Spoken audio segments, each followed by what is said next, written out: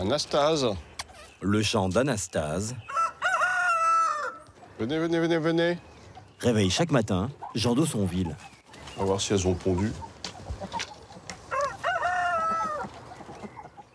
Bon, bah, il n'y a rien. C'est pas aujourd'hui qu'on aura des œufs. À 49 ans, cet ancien ambassadeur de France est surnommé le roi de Chambord. Son logement de fonction est idéalement situé. C'est un miracle de tous les jours d'être ici, de voir Chambord qui émerge de la brume comme ça, fantomatique. C'est merveilleux, c'est totalement romantique, romanesque. C'est une poésie du quotidien. C'est un miracle. Voilà.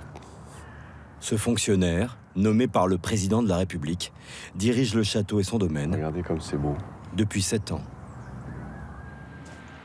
Son véhicule de fonction l'attend dans les écuries du château. Bon, on va s'équiper. Jean emprunte une fois par semaine l'un des 4 chevaux de la garde républicaine, en charge de surveiller le domaine. C'est un grand cheval, et donc c'est bien d'avoir un tabouret. Il s'est remis à l'équitation depuis sa nomination. Il s'appelle Orlando.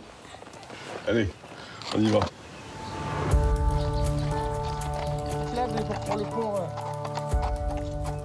Sur leur monture, Jean et son intendant parcourent les 5500 hectares du domaine, sans effrayer les cerfs ni les sangliers qui y vivent.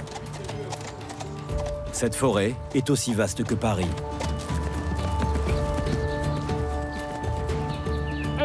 Seuls 1000 hectares sont ouverts au public. Le reste est une réserve naturelle. Depuis 3 ans, le domaine accueille de nouveaux châtelains à 4 pattes. Vous allez bien? Oui, très bien, merci. Voilà. Bonjour. Bonjour. Les brebis vont bien. Il a un peu peur des moutons. Eh bien, en fait, c'est réciproque. Ah oui, oui, j'ai vu. C'est un cheval parisien à l'origine. D'accord. Donc il a plus l'habitude des autobus. Jean a voulu réintroduire sur le domaine des moutons, comme au temps de François Ier. Il a fait venir 3 éleveurs de solognotes, une espèce ancestrale en voie de disparition. Bon, ils ont l'air heureuses ici quand même. Mais elles sont bien, elles sont bien.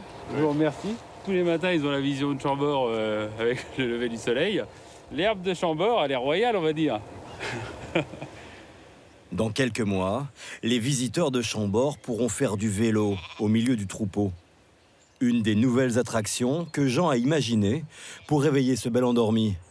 Le plus prestigieux des châteaux de la Loire, Chambord, chef-d'œuvre de la Renaissance. Construit en 1519 sous François Ier, il est le symbole de la puissance royale.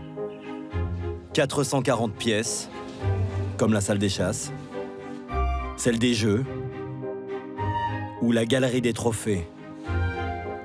77 escaliers, dont celui à double révolution qu'aurait dessiné Léonard de Vinci. C'est l'un des plus grands châteaux du monde. Il faudrait 12 heures pour le visiter entièrement. À l'extérieur, un enchevêtrement de cheminées, de tours, de décors sculptés. Une architecture d'avant-garde avec sa fameuse tour-lanterne qui culmine à 52 mètres.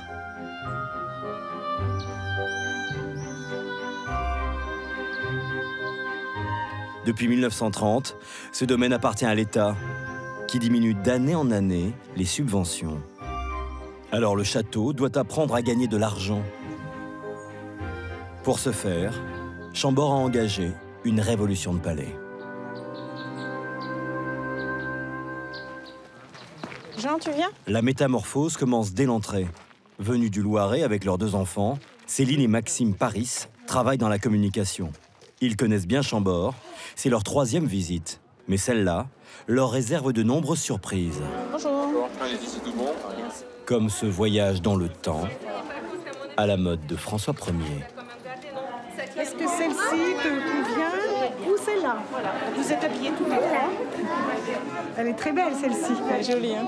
Louise, 8 ans, peut choisir son déguisement parmi 200 costumes. C'est une robe Renaissance. C'est une robe de noble, donc de quelqu'un de la cour. Hein. 5 € la location pour devenir princesse. Et pour son frère, Jean, Un chevalier, ou alors le costume de François Ier quand il était petit. Celui-là, c'est le roi du château et celui-là, c'est le chevalier qui a posé l'épée. Et lui, c'est le petit chevalier. C'est ça. Des tenues d'époque Oh, t'es magnifique. pour une visite high-tech. Bonjour. On vient retirer nos histopades. Très bien, vous avez 3 histopades. Je vous souhaite... Chambord est le seul château de France à proposer ces tablettes depuis 2 ans. Occupé par 10 rois, le château a subi de nombreuses transformations. Grâce à la réalité virtuelle, ce salon de réception Louis XVI se révèle sur l'écran tel qu'il était à l'époque de François Ier.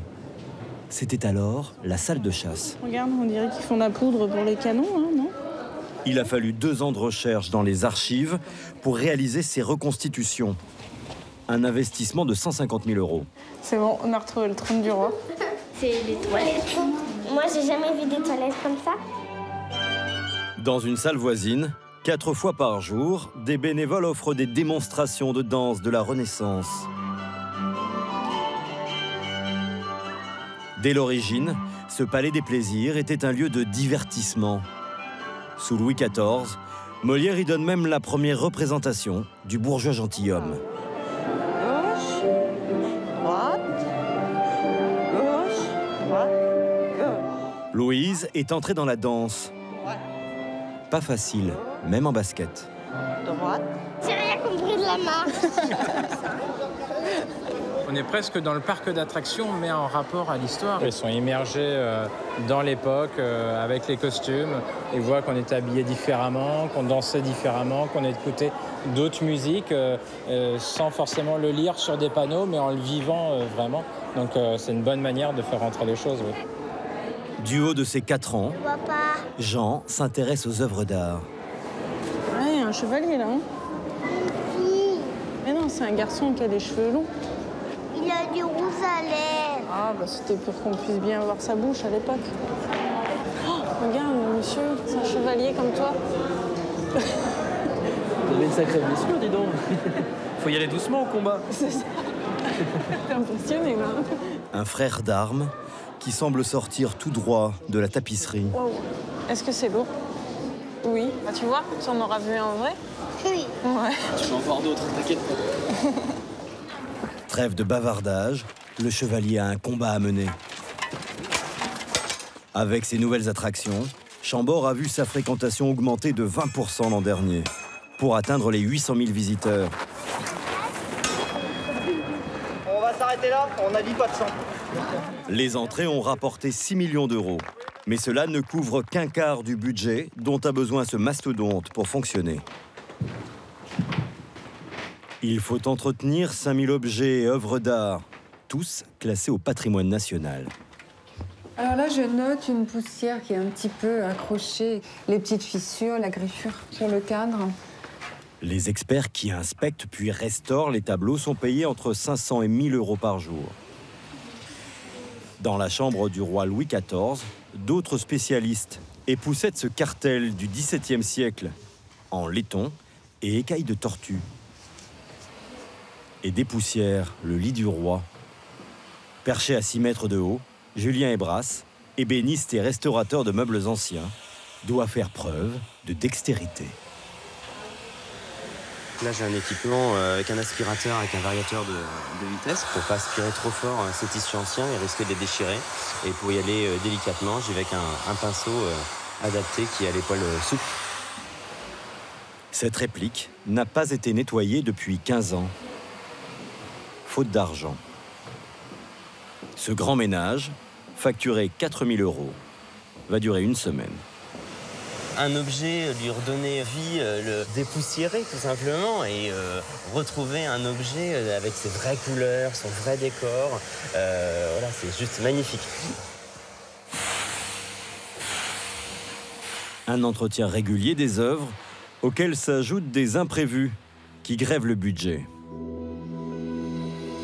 Juin 2016, Chambord subit des inondations historiques. Les jardins sont submergés, des salles sont endommagées. En tout, plus d'1 million d'euros de dégâts. Certains endroits sont encore inaccessibles au public, Comme cette pièce située sous la chambre de François Ier. Pascal Thévenard, le responsable des bâtiments et jardins, a lancé en urgence un chantier pour consolider le sol de ce dépôt lapidaire. Il abrite des œuvres majeures de l'architecture Renaissance. 40 tonnes de lanternes et clochetons qui ont bien failli s'écrouler. Tout autour de cette pièce, il y a des douves. L'eau est montée en pression et le sable du fond s'est gorgé. Et quand il y a des éléments dessus qui font 20 tonnes, 6 tonnes, tout ça, ça pèse et ça s'affaisse. Ce qui s'est passé, c'est qu'il y a des éléments qui ont basculé et d'autres qui se sont tassés. Et là, on a vu des sols complètement disloqués, comme des montagnes russes, quasiment, en exagérant. Rien que pour cette salle, une dépense inopinée de 200 000 €. Salut les gars. 20 compagnons travaillent actuellement sur 6 gros chantiers comme celui-ci. C'est rock'n'roll, dis donc. Montant total des réfections pour la seule année 2016, 4,5 millions d'euros. Ces dépenses ne sont pas du goût du propriétaire, l'État. Les 3 ministères qui subventionnent Chambord à hauteur de 10% exigent que le château devienne indépendant financièrement d'ici 2020. Alors le domaine fait feu de tout bois. Blotti au cœur de la forêt, l'atelier des menuisiers. Il y a encore 3 ans, Thierry et Benjamin fabriquaient essentiellement cabanes et clôtures du parc. Désormais, ils doivent aussi rapporter de l'argent. Ils confectionnent de petits objets pour la boutique souvenir, comme ces bougeoirs vendus près de 20 €. Tout ça, c'est du bois de la forêt de Chambord. Donc ça vous coûte combien? 0. Enfin, on valorise notre patrimoine. Voilà. Du bois de bouleau et des bois de serre. Voilà. Ça, c'est la mue du cerf. Ça, c'est ce qui trouve et qui perd au mois de février-mars. 1000 serres peuplent le domaine. De quoi laisser libre cours à l'imagination des menuisiers. C'est bien ça. Impec. On fait ce genre d'objets, des cannes de marche avec... voilà. Ça se vend, ça? Bah, ça se vend bien, oui. C'est particulier, quand même. Ouais, faut aimer, mais bon, ça marche bien. Cette canne sera vendue 50 €. Thierry et son collègue fabriquent 1 millier d'objets par mois. L'un de leurs best-sellers, ce porte-clés à 9,90 €. Le cerf, c'est l'emblème de Chambord, donc on part avec un petit morceau de Chambord. Voilà.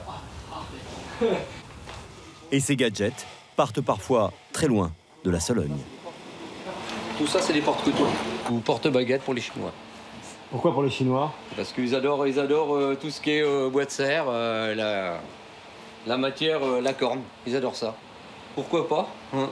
Les Chinois nous envoient bien des trucs, donc pourquoi pas qu'on leur enverrait des trucs. La boutique génère 2 millions € de chiffre d'affaires.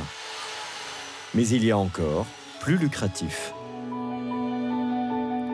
En 2015, 14 hectares de vignes ont été plantés, comme François Ier l'avait fait il y a 500 ans. Pour financer ce projet, Jean, le directeur, a fait parrainer chaque pied de vigne par un particulier. Et là, Patrice Roblot qui est là. Sophie et Jean-Pierre Coustron. Ouais. 1 000 € pour avoir un cep de vigne à son nom. Ah bah oui, mais c'est ma plaque, c'est moi ça. Jean a aussi mis la main à la poche. On va donner l'an prochain. L'année prochaine, oui, c'est sûr. C'est sûr que l'année prochaine, ça donne. 600 mécènes ont déjà répondu à l'appel. Il en espère 10 000. Cela pourrait rapporter au château 10 millions €. D'autres amoureux de Chambord sont prêts à dépenser plus encore. Ces jardins à la française ont été entièrement recréés l'an dernier, grâce à un riche mécène américain qui a déboursé 3,5 millions €. À Chambord, la plupart des touristes ne restent que 3 ou 4 heures. Pour augmenter ses recettes, le château cherche à retenir les visiteurs. Ce soir, la famille Paris ne rentre pas chez elle. Elle va dormir sur place, dans l'un des 3 gîtes aménagés dans ses anciens bureaux. Bonjour monsieur, dame. Bonjour madame. Bonjour, comment t'appelles-tu? Louise. Bonjour Louise, eh bien moi je suis Valérie. Je vous propose de découvrir le gîte. Allez. Bienvenue à Chambord. Un gîte loué entre 800 et 1 000 € les 3 nuits. Alors, vous êtes déjà dans dans cette pièce principale, la pièce à vivre, qui est partie salon, partie salle à manger. Alors voilà, à l'étage vous avez 4 chambres. 2 chambres avec 2 lits simples et 2 chambres avec 2 lits doubles. Vue sur le cerf, vue sur le château, vue sur le jardin. C'est une chambre très agréable. On est voisins du château, là, vraiment, on fait partie de la cour. Moi, je ne peux pas partir sans faire un cadeau aux enfants. C'est une boîte à Bram. Comme le Bram est fini, eh bien, ça, c'est une boîte. Voilà. Donc ça, chacun sa boîte, pour le plaisir de tous. Hein. Ne me remerciez pas, c'est cadeau. Hein. Trop gentil. Voilà, vous ne serez pas seul, vous aurez aussi les cerfs dans le gîte. Voilà. Ah oui, ça brame bien. Une nuit face au château, et au petit matin, le privilège pour les Paris d'avoir le parc pour eux seuls. Ah moi, c'est trop beau! C'est plus du tout comme un lieu touristique. Ce joyau de la Renaissance, au milieu de rien, sans personne autour, c'est magnifique. Hein. On est tout seuls, il n'y a personne. Et c'est trop bien. Ah, regardez! On va aller sur moi. En plus, on voit leur reflet dans l'eau. Ah ouais! C'est des cygnes, hein, c'est pas des oies. Hein. Ah ouais, regarde! Attention, il décolle. Sur les 135 salariés, un quart est chargé de l'entretien du parc et de la forêt. Seule une poignée a la chance de bénéficier d'un logement de fonction sur place. Allez, chope-le. Apporte-le, Mimi. Il est très fort sur les bois de serre, Mimizo. Comme Jacques Lefebvre, 54 ans. Apporte-le. C'est bien, mon Mimi. C'est bien. L'un des plus anciens employés. Allez, chope-le, Mimi. Ouais, c'est bien, mon Mimizo. Après 35 ans de maison, il n'a pas encore de statut. Mais il a gagné sa particule. On le surnomme Jaco de Chambord. Il a grandi à 10 km d'ici. Quand il était enfant, le curé de sa paroisse lui fait découvrir le domaine. Sa vocation de garde forestier est née. Là, c'est quand je suis arrivé ici. À 17 ans, il est embauché. Je sortais de l'école forestière. Beau gosse. Il gagne le salaire minimum de l'époque, 1200 francs, mais il est comblé. Belle bête.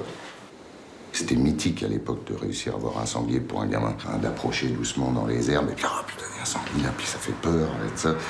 Et ça, c'était extraordinaire. C'est une année où j'avais gagné le concours de pêche. C'était les premiers cendres qu'on prenait à l'époque dans les rivières. Puis le château, bah, c'est un château magique. On se lève tous les matins, il est jamais pareil, jamais même couleur. Des fois il est dans le brouillard, des fois il est tout blanc, des fois il est tout gris. Il y a des lumières improbables d'est et d'ouest. C'est un décor phénoménal, quoi. En 30 ans d'activité, il va croiser les grands de ce monde. Georges Pompidou, qui venait profiter des chasses présidentielles. François Mitterrand ou Valéry Giscard d'Estaing. Voilà, 81. Là, ben ça c'est moi. Giscard qui me met une médaille et c'est signé.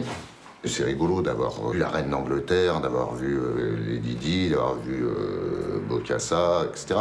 Là, les tapis sur lesquels je m'essuie les pieds tous les jours, c'est le tapis qu'on avait mis pour la reine d'Angleterre devant le château pour qu'elle ne se salisse pas les pieds. On se l'a coupé en petits morceaux et on s'essuie les pieds sur le tapis où la reine d'Angleterre a marché depuis 20 ans. C'était du tapis épais. Ces tapis-là, bah, c'est du tapis, quoi. Voilà. Elle a marché dessus, Elisabeth. Comme Jaco, 4 gardes forestiers travaillent sur le domaine. Chacun a la responsabilité de 1000 hectares. Ils entretiennent les bois, marquent les animaux et ont la charge des 12 étangs, créés par les moines au Moyen-Âge pour y élever des poissons. Un garde-manger inépuisable. Pour éviter qu'ils ne s'envasent, ils sont vidés tous les 3-4 ans, comme une baignoire. Eh Philippe, ça coule bien ou je rouvre un peu? C'est bon là? Ouais, on va laisser ça comme ça pour l'instant. Jacques a ouvert la bombe de l'étang de la Brèche il y a une semaine pour évacuer 1 million de litres d'eau. C'est toi le plus beau après moi. Aujourd'hui, la grande famille de Chambord se retrouve. Gardes champêtres, gardes républicains, en activité ou retraités, tous vont ramasser les poissons avant qu'il n'y ait plus d'eau dans l'étang. Qu'est-ce qui vient dans l'eau? Il y a Alain aussi? Vider l'étang permet aussi d'éviter que les poissons ne se mangent entre eux. Autrement, certaines espèces disparaîtraient. Eh, tu vas pas trop sur le bord parce que s'il y a... tu vas ramasser la vase. Hein. On va m'arrêter comme ça parce que...